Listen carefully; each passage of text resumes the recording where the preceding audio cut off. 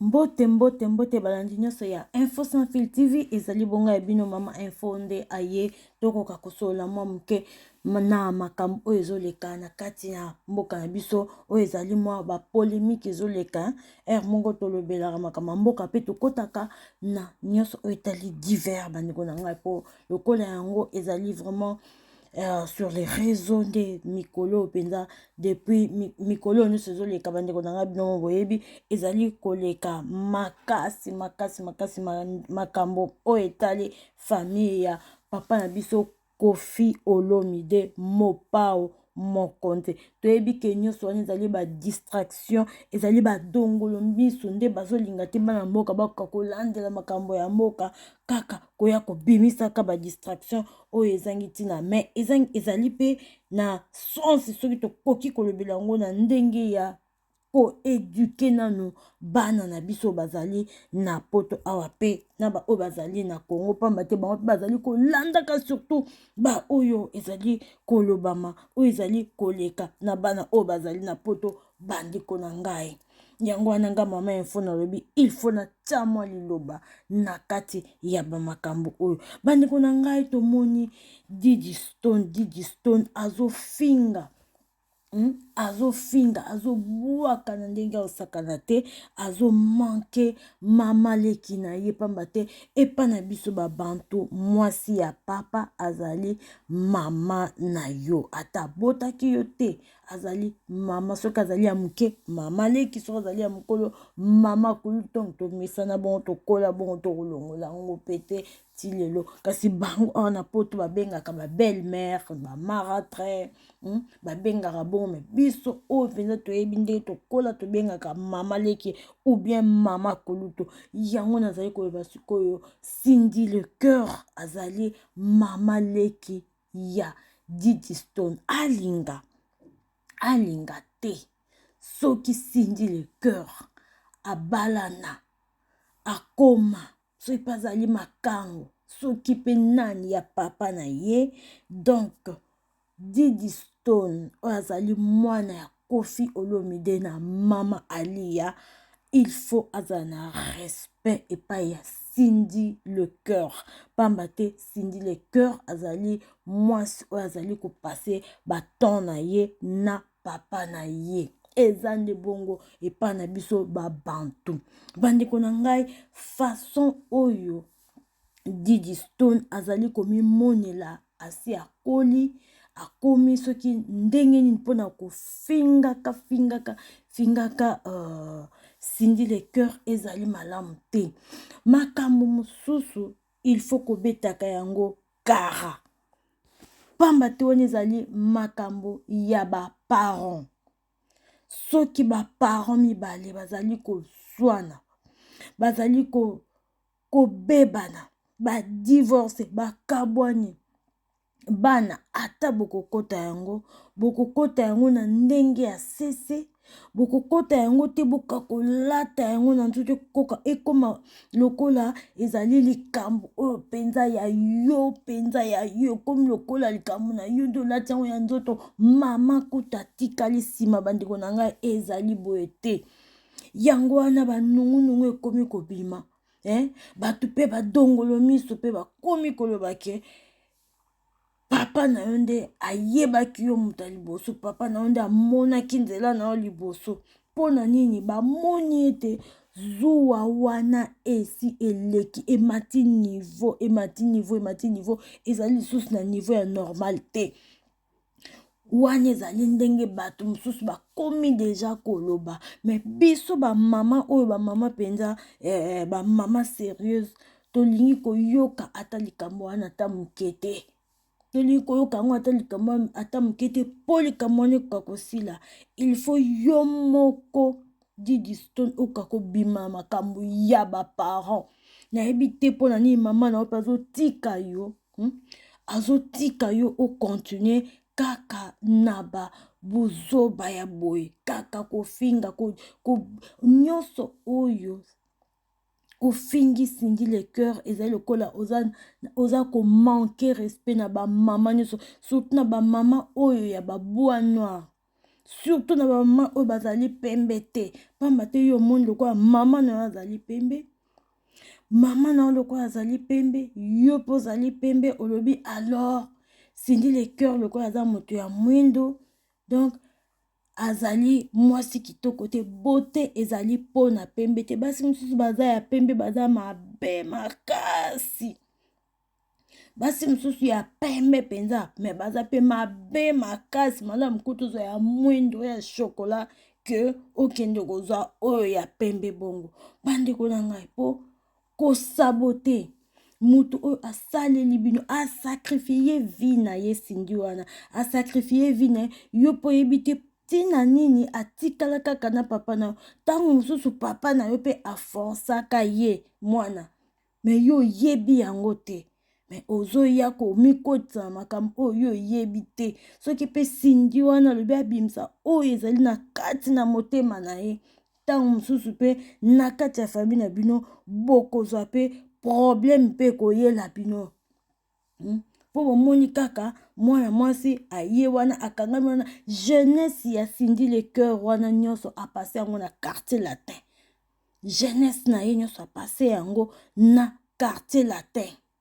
ayebi makambo ebele mosusu te, banda autaki na INAS kuna akotaki na quartier latin epai ya papa na bino atikala wana. Bandeko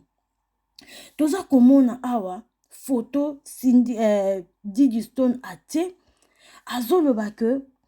akomi c'est pas tout le monde qu'on est parti ramasser pour laver et façonner. On t'a montré Balmain hier, on t'a un peu monté en air et tu te crois que... Donc, c'est comme si Cindy Lecoeur a été ramassée quelque part et façonnée par son père. C'est ça qui me chatouille à la tête. Hein? Parce que Cindy Lecoeur, c'est une femme. Hein? C'est une femme qui savait déjà chanter. Elle chantait très bien là où elle était.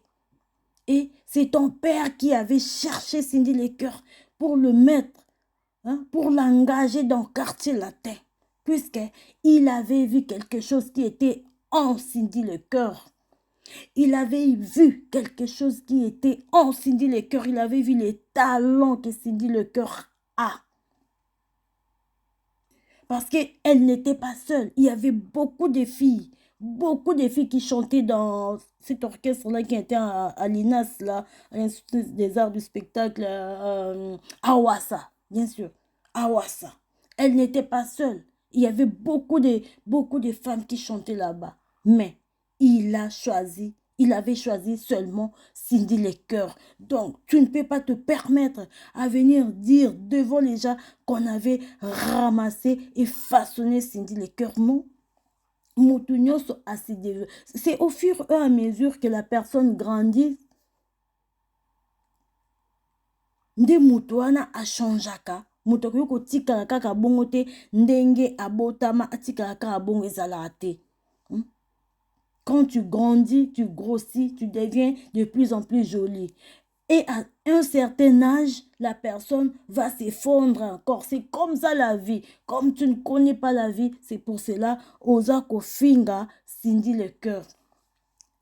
Cindy Lecoeur wana, ayemba pona bino, sala msa kota mbongo. Mbongo na ye oya kotisa pona bino yo pe olia yango, mama na yo alia yango, famille na bino nyonso bolia yango. Cindy Lecoeur wana avandaki kaka bongo te na quartier la tabanda ya kosala msala. Asignaki contrat na ye ya kosala msala. Ata yo okomi kofinga ye na ndenge ozofinga ye wana, ozwi ye rien du tout. Ozozwa Cindy lokola, hein, quelque chose. Eza malamu te pona yo mutu nanu osali ata avenir te, nanu osali eloko moko te ya vie. Okoki jamais ko négliger moninga mwasi. Yo oyebi avenir na yo te. Ye déjà sali mwa pa na ye ebongo yo. Namoni lisusu commentaire moko wana penza epesi ngai moi mawa yango nazobake mwana akomi na dépression bandeko oyo eza dépression mama ali amema mwana na yo akende kozwa traitement pamba te ekomeli ye dépression oyo ekomi ezali dépression nde eza kosala ye bandeko natangela bino commentaire wana nakotia mpe parti wana boka komona bino moko nini oyo Sidi le cœur pardon ye mwana Didi Stone asali lisusu bandeko mutu moko akomantaki tu as 23 ans et le gourmet de ta mère ne te fait mal comme ça. Ta mère n'est plus belle pour trouver un autre homme. Kofi est notre légende. Kofi est notre légende, il fait la vie des stars. Toi, jusque-là, on te mougou seulement, tu n'as pas de relations sérieuses. Continue à t'attaquer à ton père et nous, on viendra répondre à sa place. Ta maman a brisé, elle aussi, on l'a brisé. Alors boyo kabandeko ye mwana ngope à répondre azo tikate eza pe page na ye bien certifié Didi Stone eza na bleu on me mougou il y a des soucis j'accepte et elle là depuis des années elle faisait quoi il y a combien de fonctions mentionnées dans son contrat ou bien ses promotions canapé vraiment je m'interroge est-ce que un enfant peut dire des choses comme ça à son père. Est-ce qu'il avait vu, elle avait vu, pardon, le contrat que Cindy Le Cœur avait signé au quartier latin pour dire que dans son contrat, il n'y avait que promotion canapé. Promotion canapé, là, eza na kati ya ba promotion oyo bango pe ba mannequin basalaka bandeko nazofinga Didi Stone te me nazoteya ye makambo oyo ezalaka na vie ayebi nano vie te nano asali vie te nano asali mosala te atika komona ye akomi bandeko mama ali abenda mwana matoyi nano akomi te nano amoni makambo mokili ndenge ezali te il faut azala na respect pamba te awa mutu asali commentaire yo moko memi makambo na réseaux sociaux mutu aye asali commentaire yo komi lisusu ozali kosatake kaka na Cindy eza pasi mpe mawa soki olingi mpenza bozala na kimia tika makambo ya koatake Cindy azali mwasi ya papa na yo mwasi ya papa babengaka ye mama esala yo pasi esala pasi te mwasi ya papa babengaka ye mama parce que Cindy wana soki akomi mwasi ya papa na bino yo oyebi te makambo yango ebandaki ndenge nini est-ce que papa na yo azwaki Cindy de force ou bien alingaki ye kaka alingi ye na bolingo penza boye toyebi te ozalaki wana te alors il faut korespecte nanu Cindy wana il faut korespecte ye po oyebi te loko nini elekaki et puis Cindy asalaki ba effort na ye nyonso pona komibomba pona kopesa mama na yo respect tango mama na yo banungunungu ezalaki te Cindy mpe azalaki na place na ye abandaki komitia na place na ye avandaki tranquille abatamaki na ye ata basupso ebandaki kobima me abatamaki na ye aye kobima tango mutu nyonso ayoki ke libala wana esi ekufa aye kobima il faut kopesa ye respect et puis likambo ya kozwaka jibe mpiana wana jibe mpiana lisusu jibe mpiana ozwi ye ozopostaka ye ozobenga papa eza mpona kosalisa nani mpasi eza nde koyokisa jibe mpiana soni soki mpe jibe mpiana ngo azalaki moto ya motu moko papa moko responsable papa moko ya malonga akokaki mpe kobima kotia mwa liloba ke nayebi makambo wana te mais jusque là bon merci beaucoup bandeko nyonso tokutani na